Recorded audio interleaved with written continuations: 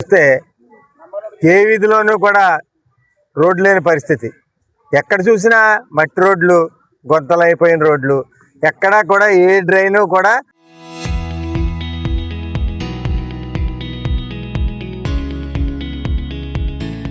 ఎందుకు కట్టారో తెలియదు. గత పాలకులు కొన్ని డ్రైన్లు కట్టారు, అవి కూడా ఎక్కడికి వెళ్ళవు. ఈ పరిస్థితిలో మేము వచ్చిన తర్వాత చూస్తే మేము చేయగలుగుతామన్న పరిస్థితిలోకి వెళ్ళాం.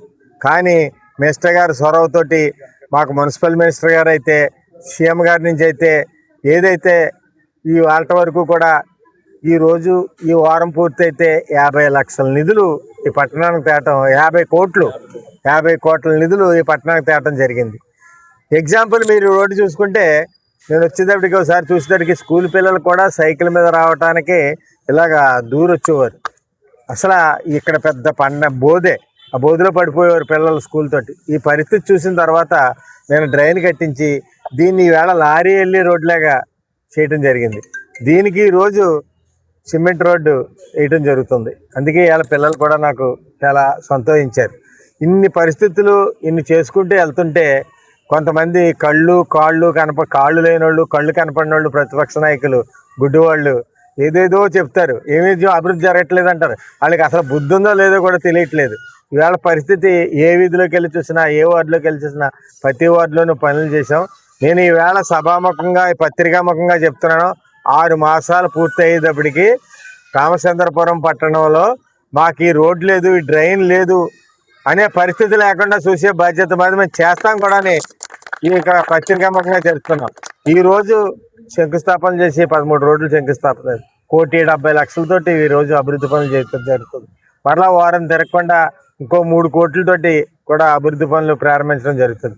ఇది మాకు ఏదైతే అమలాపురం పట్టణాన్ని సుందరీకరణగా తయారు చేయాలని సెంట్రల్ డివైడర్ గ్రీనరీ తోటి రామచంద్రపురం నియోజకవర్గంలో సెంట్రల్ డివైడర్ కూడా ఏర్పాటు చేయడం జరుగుతుంది.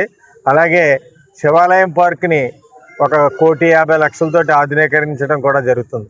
ఈ పిల్లలకి కూడా సరిగ్గా ఆడుకోవడానికి లేదు. వీకెండ్ వచ్చేదానికి పిల్లలు చాలా ఇబ్బంది పడుతున్నారు. ఎక్కడో కాకినాడ, రాజమండ్రి వెళ్ళవలసే పరిస్థితి వస్తుంది.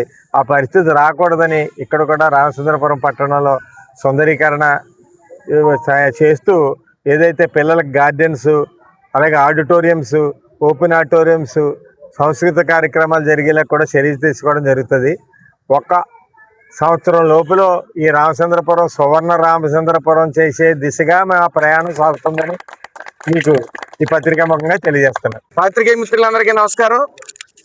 ఈరోజు 30వ తారీఖు జూన్, టౌన్ పరిధిలో సుమారు 13 వర్కులు, 1,70,00,000 విలువ చేసే 13 వర్కులకి శంకుస్థాపన చేయడం జరిగింది. అలాగే రానున్న కాలంలో డివైడర్ రూపేణా 50 లక్షలు, అలాగే శివాలయం పార్కు సుమారు ₹1,00,00,000 వర్కులు పెట్టడం జరిగింది. రానున్న 6 నెలల్లో 10 కోట్ల రూపాయలతో అభివృద్ధి పనులు టౌన్లో చేయడం జరుగుతుంది. అనేక ప్రపోజల్స్ పంపించాం. అయ్యా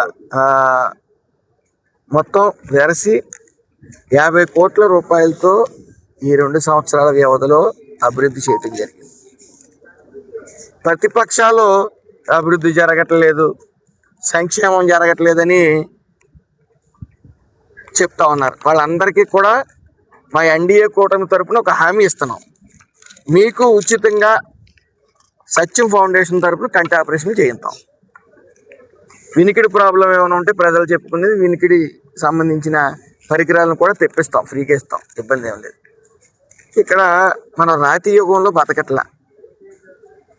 రైట్ టు ఇన్ఫర్మేషన్ యాక్ట్ కింద ఈ 2 సంవత్సరాలు ఎన్ని వర్కులు చేసాం అంటే మా చిత్తశుద్ధి అది. ఇటు అభివృద్ధి, సంక్షేమానికి పూర్తిగా ఈ ప్రభుత్వం కట్టుబడి ఉంది. ఎన్డీఏ కూటమి. మీకు కావాల్సిన సాక్ష్యాధారాలు మేము అవసరం లేదు. ప్రభుత్వ ఆఫీసుల్లో మీకు కావాల్సిన ఇన్ఫర్మేషన్ అంతా ఉంటుంది. ఆర్టీఏ ప్రకారం కూడా తీసుకోవచ్చు.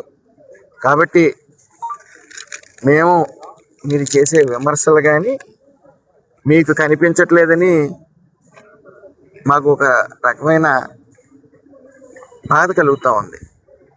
అలాగే మీకు ఇంతకే కనపడకపోతే కూడా మీరు అప్లై చేసుకుంటే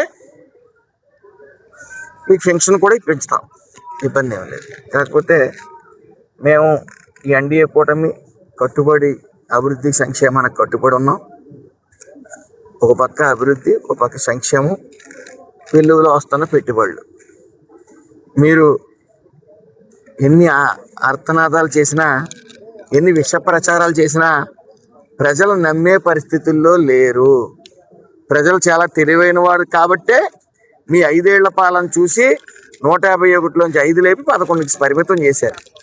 ఇంకా ఈ విష ప్రచారాలకు పరిమితం అయ్యి ఏమి చేయాలో దిక్కుతోచని పరిస్థితిలో మీరుండి ఈ అభియోగాలు చేసినప్పటికీ మా పని మేము చేసుకుంటా పోతాం. మాకు మీరు చేసే విమర్శల మీద దృష్టి పెట్టే అంత సమయం లేదు. కాకపోతే జాలి కలిగి మీకు అయితే పెన్షన్లు ఇప్పించాలి, లేకపోతే ఆపరేషన్లు చేయించాలి. ఆ బాధ్యత మేము తీసుకుంటామని తెలియజేసుకుంటూ, రానున్న కాలంలో